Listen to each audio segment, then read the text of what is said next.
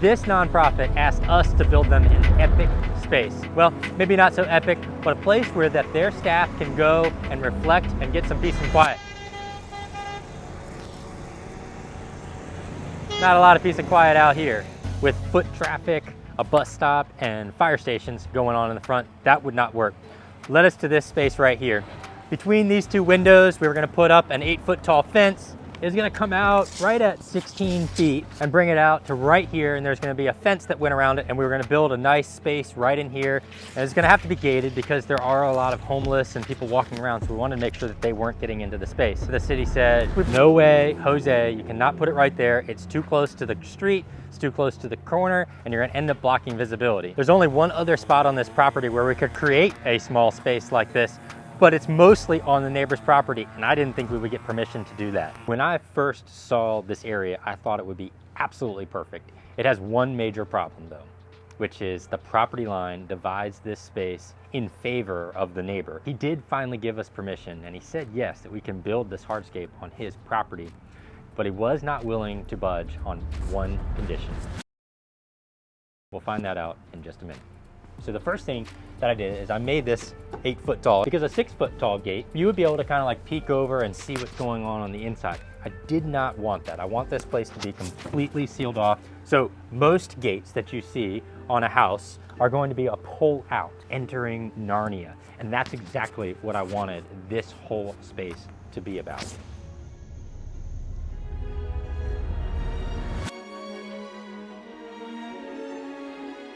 I want it that when you walk in this area, your breath actually gets taken away, that you kind of audibly gasp when you see the colors, when you hear the sound of the fountain, when you see the bar and the lights and the landscape and the life that this space has. It's a totally epic space, and you would not expect that from the outside.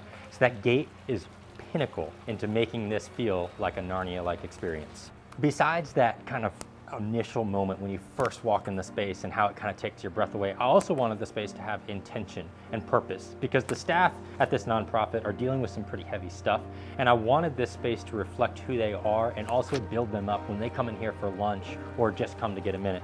So they had a 5K walk earlier this year, and knowing that this space was coming, I took a bunch of these rocks to that event and I had them out in baskets and bags.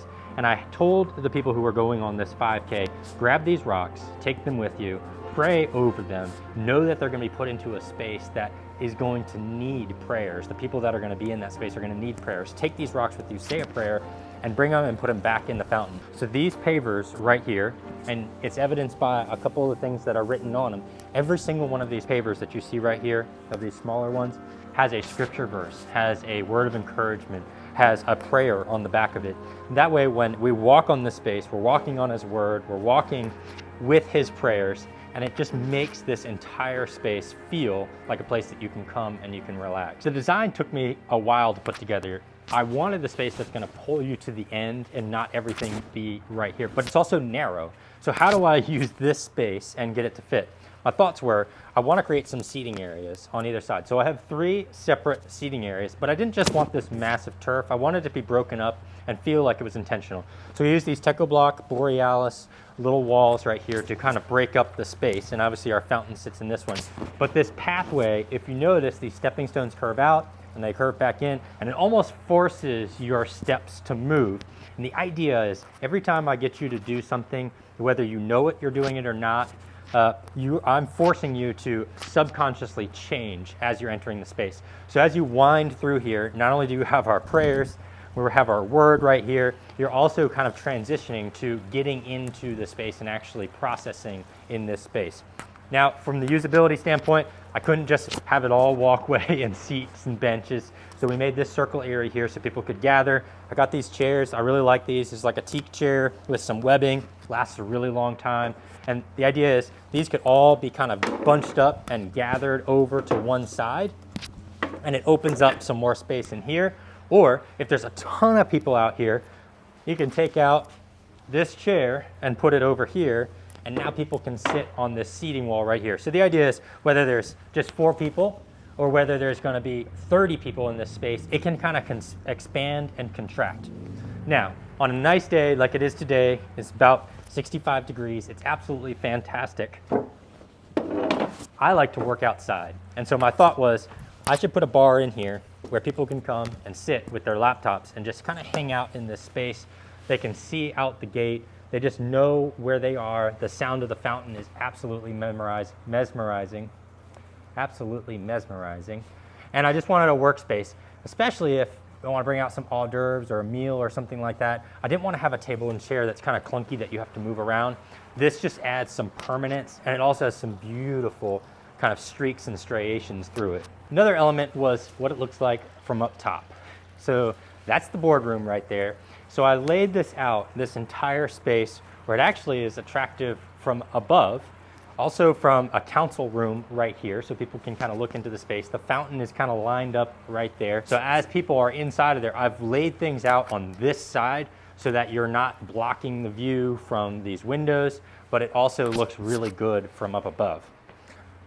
Use some wood elements and then obviously some very minor vegetation. This is a jasmine vine. It's just going to grow and kind of fill out this entire board right here. We've got the lights in those. So that's just to kind of soften it.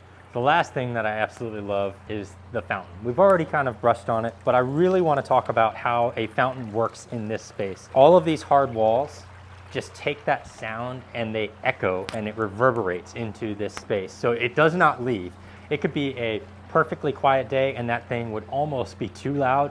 But when you have all of the street noise and everything going around, it actually just adds just enough of a stereo sound to the space as the water has to bounce to get out of this space. It cancels out everything that's going on. You might still be here because you were like, how were you allowed to build all of that on somebody else's property? I'll tell you, he gave us one condition. In Poland, mermaids are a big part of their culture.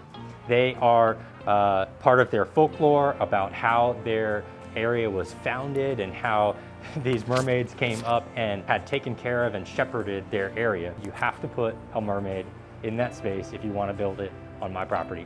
So we did. And we've got a mermaid right here, just looking over the space and making sure that it stays safe.